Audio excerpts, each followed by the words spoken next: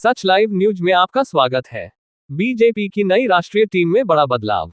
BJP ने 18 अगस्त को अपनी नई राष्ट्रीय टीम घोषित की।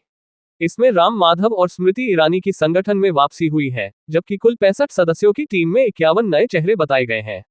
इसे पार्टी के संगठनात्मक विस्तार और नए राजनीतिक समीकरणों की तैयारी के रूप में देखा जा रहा है। संसद में सरकार और विपक्ष आमने सामने। संसद में आज भी सरकार और विपक्ष के बीच तीखी बयानबाजी देखने को मिली। केंद्रीय मंत्री किरेन रिजिजू ने राहुल गांधी और कांग्रेस पर संसद में हंगामा करने का आरोप लगाया। कांग्रेस की ओर से सरकार की कार्यशैली और विपक्ष की आवाज को लेकर सवाल उठाए जा रहे हैं। परिसीमन की चर्चाओं पर सरकार का जवाब। परिसीमन को लेकर चल रही चर्चाओं के बीच केंद्रीय मंत्री किरेन रिजिजू ने कहा कि सरकार ने ऐसा कोई विधेयक लाने की घोषणा नहीं की है। इससे संसद में संभावित परिसीमन को लेकर चल रही राजनीतिक अटकलों पर फिलहाल विराम लगाने की कोशिश दिखाई देती है। महाराष्ट्र एसआईआर में 2 करोड़ से ज्यादा नाम हटने की आशंका। महाराष्ट्र की एसआईआर प्रक्रिया में करीब 2 करोड़ से अधिक मतदाताओं के नाम ड्राफ्ट सूची से बाहर होने की आशंका जताई गई है। मुंबई में भी बड़ी संख्या में मतदाताओं के नाम प्रभावित होने की बात सामने आई है।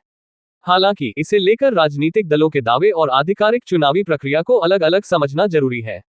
एसआईआर पर रोहित पवार का बीजेपी पर गंभीर आरोप।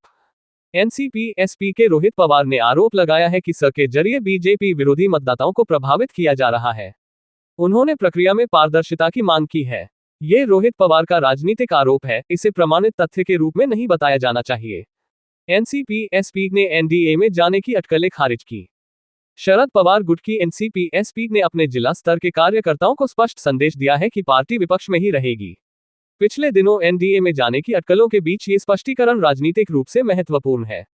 नासिक और रायगढ़ को आखिरकार गार्डियन मिनिस्टर्स मिले।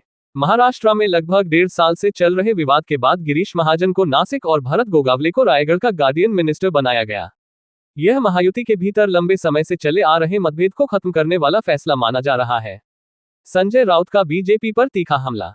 शिवसेना उभाटा सांसद संजय राउत ने बीजेपी नेतृत्व पर तीखी टिप्पणी की और महाराष्ट्र तथा केंद्र की राजनीति को लेकर हमला बोला। उनका बयान महाराष्ट्र में सत्तापक्ष और विपक्ष के बीच बढ़ते राजनीतिक तनाव का नया उदाहरण है। बीजेपी ने सोशल मीडिया रणनीति में बदलाव किया। बीजेपी ने अपना सोशल मीडिया प्रमुख बदल दिया है। ये बदलाव ऐसे समय हुआ है जब युवाओं के आंदोलनों और राजनीतिक संवाद में सोशल मीडिया की भूमिका काफी बढ़ी है। इसलिए पार्टी के डिजिटल प्रचार और सोशल मीडिया रणनीति में बदलाव को महत्वपूर्ण माना जा रहा है। राजस्थान में स्थानीय चुनावों पर बीजेपी का विशेष फोकस। बीजेपी ने राजस्थान में आगामी पंचायत और शहरी स्थानीय निकाय चुनावों की तैयारी के लिए दिल्ली से केंद्रीय टीम लगाने का फैसला किया है।